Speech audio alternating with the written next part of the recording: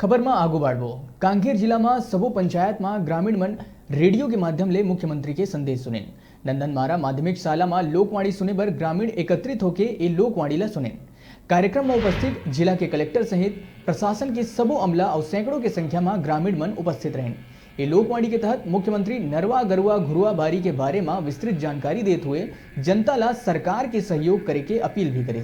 ग्रामीण मन के कहना है ये तरह के लोकवाणी जैसे आयोजन ले लोगन ला सरकार के द्वारा चलाए जात विकास कार्य के जानकारी मिली है, जिन्हें का अच्छा पहल है। ऐसा कार्यक्रम लगातार होत रहना चाहिए।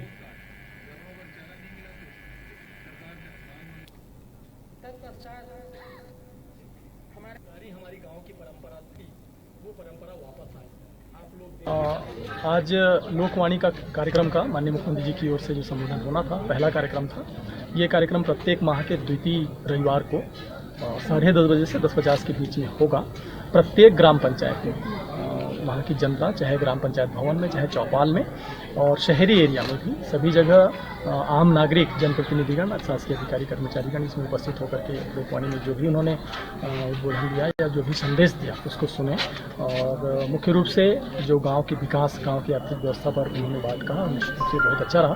गाँव वालों ने सुना, यहाँ काफ़ी संख्या में गाँव वाले उपस्थित होकर उसको सुने हैं और निश्चित रूप से उसका फायदा।